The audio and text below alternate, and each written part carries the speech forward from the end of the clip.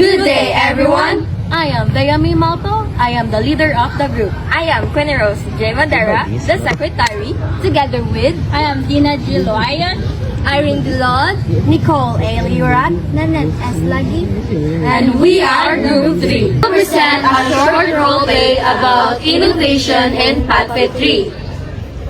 Today, our group will present a role play about why FatFit activity should be adopted to students' different abilities and interests, and what innovative activity would motivate students to participate more actively.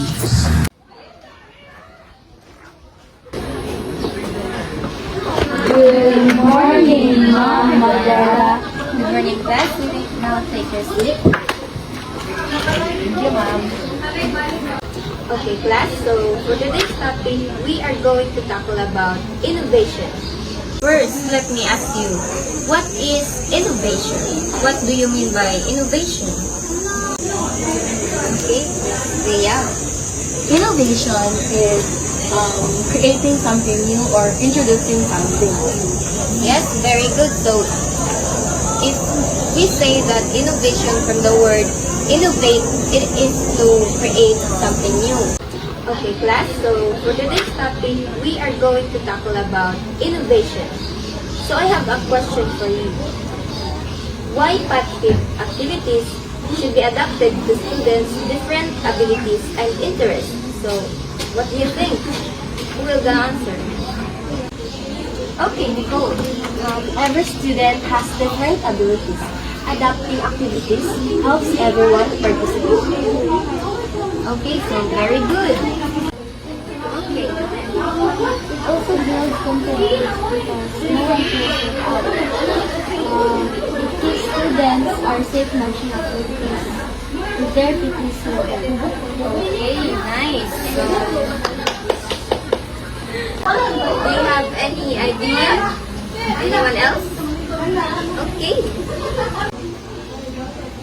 Students have different interests, so giving choices makes PATFIT more enjoyable. Very good, Irene. So let's give them a... Okay, so now I have another question for you. So what innovative activity that would motivate you in participating PATFIT 3? Okay, Dina? I should enjoy fun fitness game with teams complete physical challenges. Okay, nice. So any other idea, everyone? Okay, Miss Dia. I like the idea of PATFIT. Amazing. Race with teamwork and obstacles and challenges. Yes, very good. Excellent. Okay, so thank you for sharing your ideas. So these ideas shows that innovation makes our subject or activities more fun, enjoyable, and exciting. And that's it for our topic for today. So next meeting, we will have our first activity. So you wear your PE uniform and wear comfortable shoes. And also your hair, it should be neat and clean. And that's all. So class dismissed. Goodbye and thank you, Madera. Goodbye class. Thank you.